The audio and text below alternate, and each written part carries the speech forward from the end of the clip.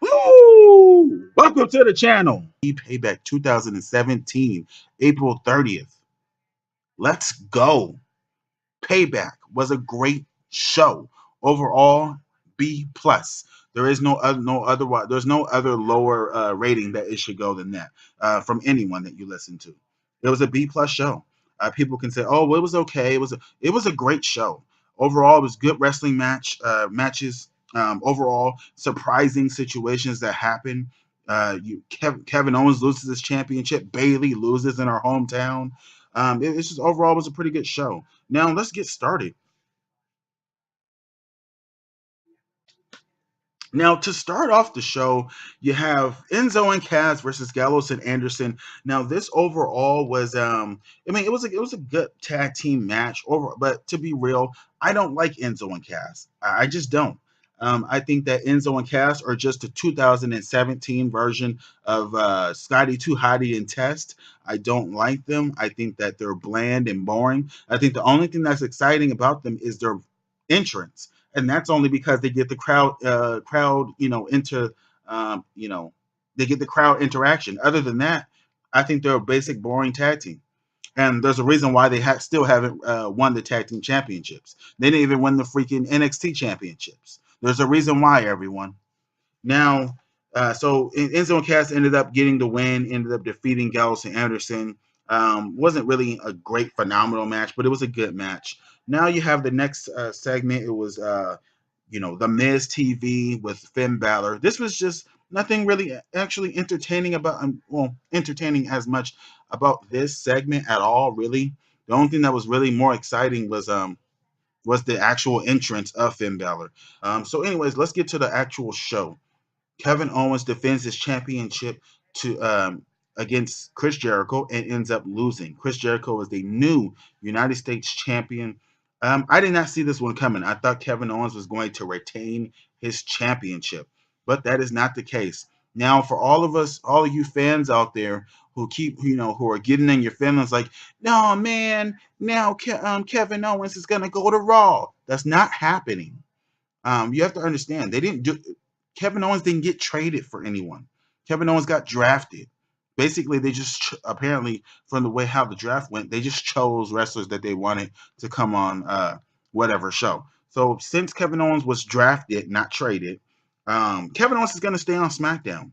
Chris Jericho won because WWE knows that SmackDown barely has any freaking main event stars. And if you look at it, go to Raw right now and look at their roster. Raw has at least legit 10 to 16 legit superstars who can be WWE Raw Universal Champion. That's a fact. You look at SmackDown, SmackDown barely even has 5 legit superstars that are established or that can convince you that they're actually a champion.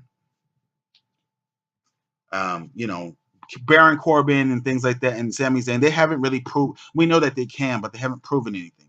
But they only have John Cena, AJ Styles. Now you have Kevin Owens. Um, and now you have Chris Jericho. So, anyways, yeah, that's just what's going to happen. I believe it'll be either one or two things is going to happen on SmackDown Live.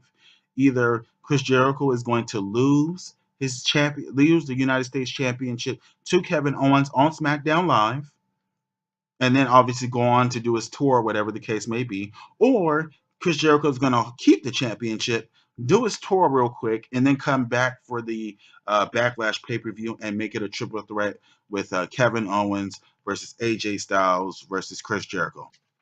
Yeah, that was a pretty good match. Now, anyways, now on to the next one.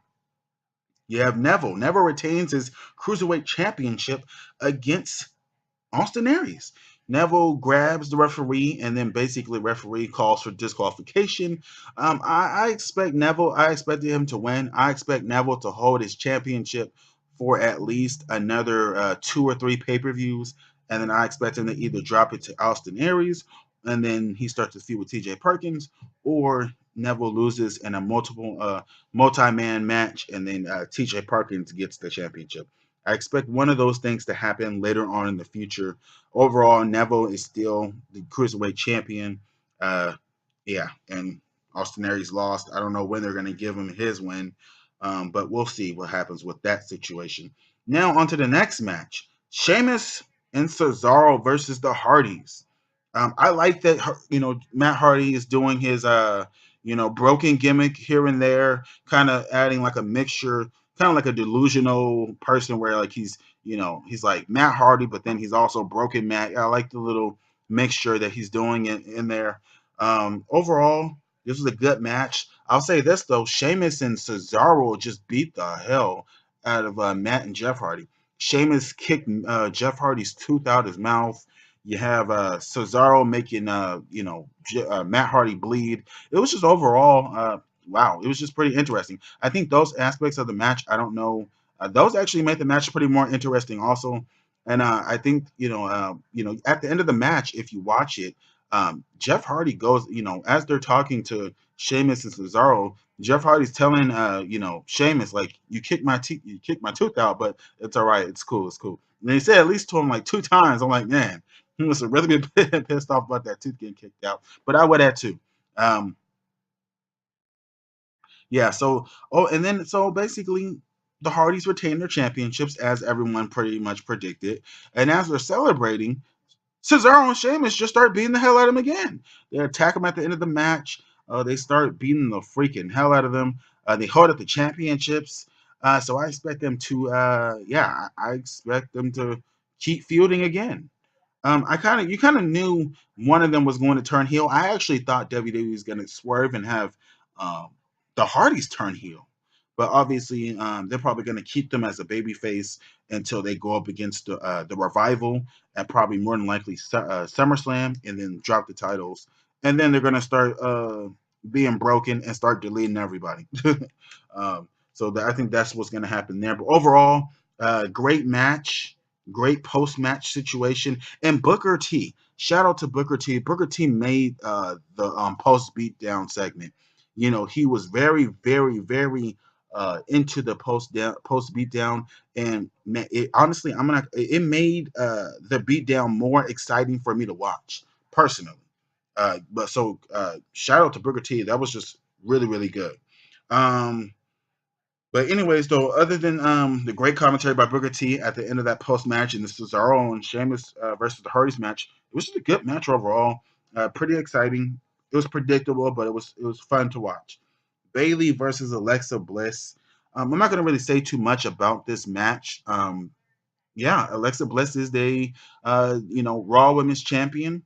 Obviously, she is the first person to hold the Raw Women's Championship and become the SmackDown Women's Champion in history in WWE. Obviously, so I guess congratulations. I didn't really expect for Alexa Bliss to win. I expected for Bayley to win, and then maybe next night on Raw you have Sasha turn heel or something like that. I don't know what they're doing. Um, yeah, I don't know what they're doing. I thought they were going to plan for Bailey to retain her championship and then start a feud with Sasha Banks for SummerSlam. I don't know what the hell they're going to do now. But yeah, but overall, I mean, it was still a good match. Um, yeah, I'm kind of almost lost for words just because I didn't really expect for that to even happen. Um, yeah, so as of right now, Alexa Bliss is the champion. And the thing is that I don't expect Bailey. I expect Bailey to actually get a rematch tomorrow on Raw, and I expect her to lose. I don't expect her to get her championship back. I expect her to lose. Maybe even Sasha Banks cost her the match. I don't know what's. I don't know what's going to happen there. Yeah, I just really don't know. Maybe it's a way for somehow to get Nia Jax to win the Raw Women's Championship. I really just I it's almost unpredictable situation right now because I didn't expect that to happen. So let's move on to the next match. Woo! We have Randy Orton versus Bray Wyatt. We had two parts. We had the Randy Orton versus Bray Wyatt situation where they were at the House of Horrors match. I believe it was about 10 minutes. And I'm not really a horror type of guy, but I mean overall, I mean it was pretty good. I mean, it wasn't something so great and spectacular like oh my gosh, this was so freaking awesome. I'm not, you're not gonna tell your kids about this or something, but overall, I mean, it was a good little segment. Um, yeah, it was a good segment, and then obviously later on throughout the match, Bray Wyatt and Randy Orton ended up fighting for like maybe a good 5 minutes or so, and Jinder Mahal and his two goons ended up coming out and attacking Randy Orton. Jinder Mahal ended up hitting him in the head twice with the championship, and yeah, Bray Wyatt ended up pinning him 1, 2, 3.